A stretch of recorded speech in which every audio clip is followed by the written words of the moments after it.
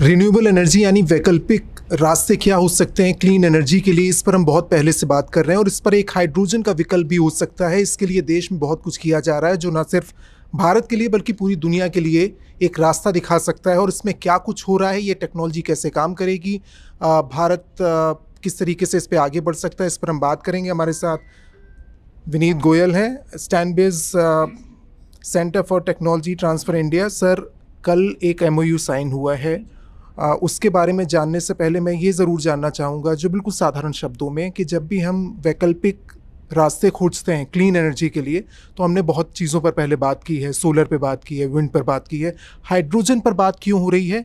ये कैसे और बेहतर कर सकता है एनर्जी के सोर्स को? जी देखिए, अभी तक जो काम चला है रिन्यूएबल एनर्जी में, सबसे ज़्यादा काम सोलर और विंड पे चला है और ऑफ कोर्स न्यूक्लियर और हाइड्रो सोर्सेज हैं। तो जो हाइड्रो सोर्सेज हैं, डैम्स वगैरह तो ऑलरेडी काफ़ी बन चुके हैं, अभी उसके ऊपर एनवायरमेंटल इफेक्ट भी काफ़ी आता है। इसके अलावा सोलर जो है दिन में ही होता है और विंड की एनर्जी इंडिया में काफ़ी लिमिटेड सोर्सेज हैं।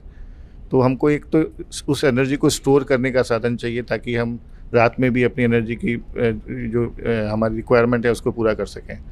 तो इसके लिए जो दुनिया में रिसर्च चल रही है काफ़ी सालों से, हाइड्रोजन जो एनर्जी है ये काफ़ी अच्छा सोर्स उभर के आया है, जिसको कि हम स्टोर कर सकते हैं, उसको फ्यूल सेल बना सकते हैं और उस फ्यूल सेल्स को हम मोबिलिटी में भी यूज़ कर सकते हैं।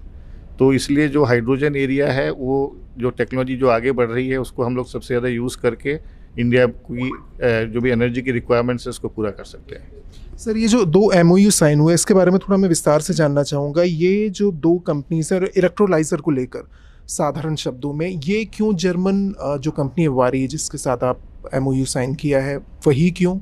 दूसरा ये कि ये जो सेटअप आप करेंगे इलेक्ट्रोलाइज़र को लेकर, इसकी ज़रूरत क्या इस टेक्नोलॉजी की? अभी हमारे पास भारत में कोई विकल्प नहीं था, MOU के लिए जो रास्ता चुना गया दूसरे जर्मन कंपनी से, वो क्यों? देखिए, जो वारी एनर्जीज़ है वो इंडिया की सबसे बड़ी सोलर पैनल मैन्युफैक्चरिंग कंपनी है एंड वो बहुत बड़ी तेज़ी से वो आगे बढ़ना चाहते हैं कि जो भी नई टेक्नोलॉजीज़ आ रही हैं उसमें वो वर्ल्ड लीडर्स रहें। तो अभी जो हम लोग जो टेक्नोलॉजी दे रहे हैं, हालांकि स्टार्टअप में और हमारी लैब्स में इलेक्ट्रोलाइजर्स की टेक्नोलॉजी को डेवलप किया गया है, लेकिन हम लोग जो जर्मनी से टेक्नोलॉजी ला रहे हैं उसमें एक ऑटोमेटेड प्लांट लगा सकते हैं जिसकी जो टोटल कैपेसिटी होगी काफ़ी हाई होगी। तो इसलिए वारी ने स्टाइनबेस को चुना है और इसलिए वारी और स्टाइनबेस का MOU साइन हुआ है। और क्या कोई इसका टाइम फ्रेम भी तय किया गया है, कब तक करना है? अभी हम 6 महीने के अंदर इसकी सारी टेक्निकल जो भी एनालिसिस है पूरी करेंगे, रिक्वायरमेंट एनालाइज करेंगे और उसके बाद मेरे ख्याल से आगे डिटेल काम चालू हो जाएगा। और साथ ही ये भी जानना चाहूँगा, हाइड्रोजन एनर्जी सोर्स को लेकर आप किसी दुनिया भर में किसी और देश को भी देखते हैं जो बेहतर कर रहा हो इस दिशा में, या जहाँ पर इस तरह के प्रयास हो रहे हों तेज़ी से?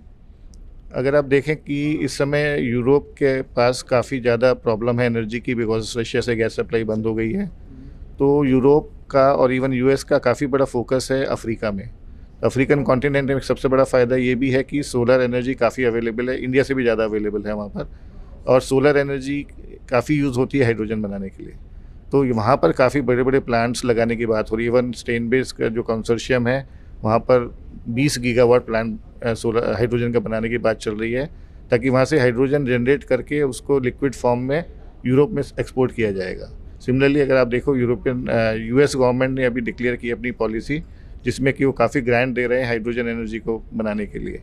तो इसलिए this is a very big opportunity. मेरा आखिरी सवाल आपसे, प्रधानमंत्री मोदी ने भी न सिर्फ देश में बड़े मंचों में बल्कि विदेशों में जाकर एक तरीके से दिखाया है कि भारत क्या कर रहा है रिन्यूएबल एनर्जी को लेकर, हम सोलर में बहुत अच्छा कर रहे हैं। अभी तक जो प्रयास हो रहे हैं और जिस तरह की कोशिशें हो रही हैं सरकार की ओर से, उसे आप कैसे देखते हैं? एनर्जी में सरकार का बहुत अच्छा फोकस है, बिकॉज अगर हमारे पास चीप एनर्जी नहीं रहेगी तो हमारी इकोनॉमी आगे नहीं बढ़ सकती है। तो इसलिए मैं देखता हूँ कि गवर्नमेंट ने जो प्रोएक्टिवली हाइड्रोजन एनर्जी पॉलिसी की भी बात करी है, that is very very good. So I think इसको हमको अब आगे सारी इंडस्ट्री को, गवर्नमेंट को मिलकर एक साथ काम करना है ताकि हम लोग हाइड्रोजन में वर्ल्ड लीडर हो जाएं, ना सिर्फ अपने लिए बनाएं, ताकि जैसे कि मोदी जी ने कहा है हम इसको एक्सपोर्ट भी कर सके दूसरी कंट्रीज़ को। एक सवाल जो आपने अभी कहा उससे निकल कर आ रहा है, आपने कहा चीप एनर्जी को लेकर, क्या ये एक सस्ता वैकल्पिक सोर्स हो सकता है एनर्जी? आने वाले 8 से 10 सालों में डेफिनेटली। आज हम वहाँ पर हैं जहाँ प्रोबेबली सोलर 10-12 साल पहले था, वहाँ पे आज हाइड्रोजन है, लेकिन 10-12 साल में ये सबसे चीप सोर्स बन के आएगा। शुक्रिया हमसे बात करने के लिए, थैंक यू।